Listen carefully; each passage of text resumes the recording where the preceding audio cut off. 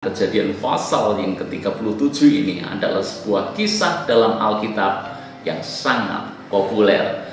Bahkan sejak kita sekolah minggu, kita sudah mendengar akan cerita ini, yaitu tentang Yusuf dan saudara-saudaranya. Kita mengerti bahwa Yakub itu begitu mengasihi Yusuf, bahkan lebih daripada yang lain.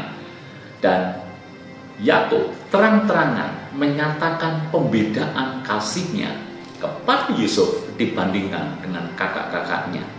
Terbukti di ayat yang ketiga dikatakan seperti ini. Israel atau Yakub lebih mengasihi Yusuf dari semua anaknya yang lain.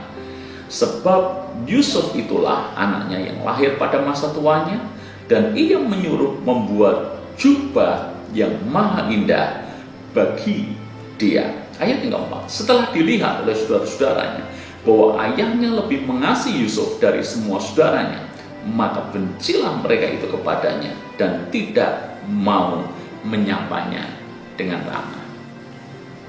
Di titik ini kita mengerti, kita bisa belajar sebagai orang tua, janganlah kita pilih kasih. Sebab ketika Anda pilih kasih, ketika saya pilih kasih, kita mengasihi anak yang satu dibandingkan dengan anak yang lain, maka akibatnya bisa sangat fatal bagi anak yang kita kasihi atau anak emas kita itu.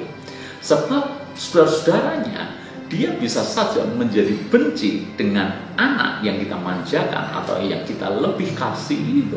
Ini terjadi kepada Yusuf. Yusuf yang tidak tahu juntrungannya tiba-tiba dibenci oleh kakak-kakaknya. Apakah dia salah Yusuf? Tentu saja tidak. Tetapi kenapa kakak-kakaknya menjadi benci dengan Yusuf, bahkan tidak mau menyapanya dengan ramah? Karena pembedaan yang dilakukan Yakub kepada mereka. Jadi ketika kita orang tua kita pilih kasih, sebetulnya kita sedang menciptakan permusuhan di antara anak-anak kita sendiri. Kalau Anda ingin anak-anak Anda hidup berdampingan dengan rukun, jangan sekali-kali kita melakukan pembedaan atau kita mengasihi yang satu dan mengabaikan yang lain. Pilih kasih selalu berakibat buruk dalam keluarga. Lalu kemudian kita juga akan belajar dari kesalahan Yusuf. Apa kesalahan Yusuf di cerita ini?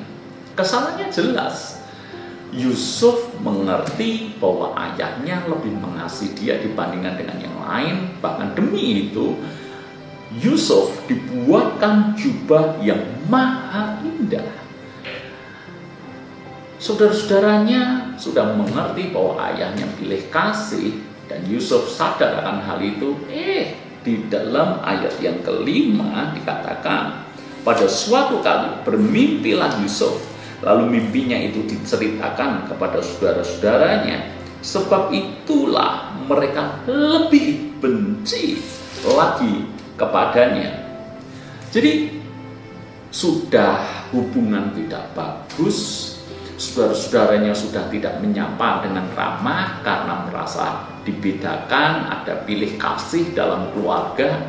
Yusuf malah menceritakan mimpi yang mimpinya itu tidak baik didengar oleh mereka. Coba dengarkan mimpi yang kau memimpikan ini.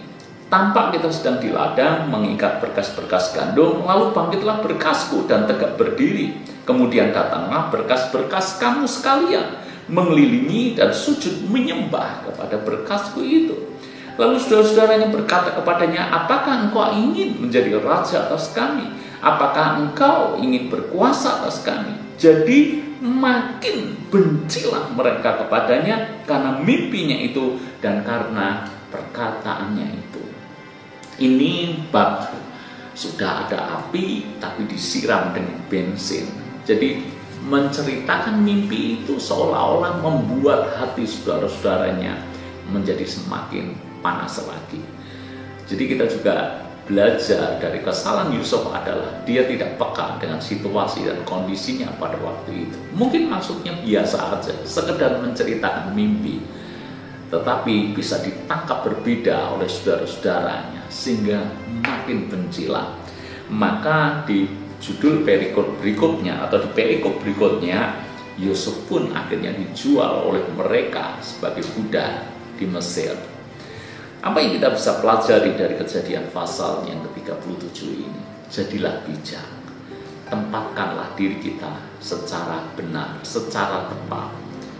Kita berbicara dengan siapa, berdampingan dengan siapa. Jadilah orang yang peka. Jangan sampai niat kita hanya sekedar bercerita, tetapi itu menyinggung perasaan yang lain, membuat hubungan menjadi tidak nyaman, menjadi hubungan menjadi lebih renggang dari sebelumnya, dan seterusnya. Jadi keluarga Yakub ini memang tidak sempurna, ada celah di sana sini. Yakub melakukan kesalahan dengan pilih kasih, Yusuf melakukan kesalahan dengan menceritakan bukan pada waktu yang tepat dan bukan kepada orang yang tepat.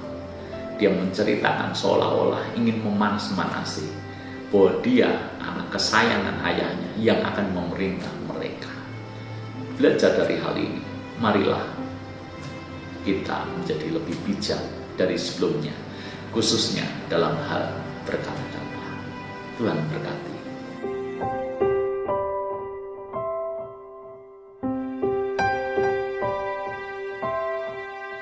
Thank you.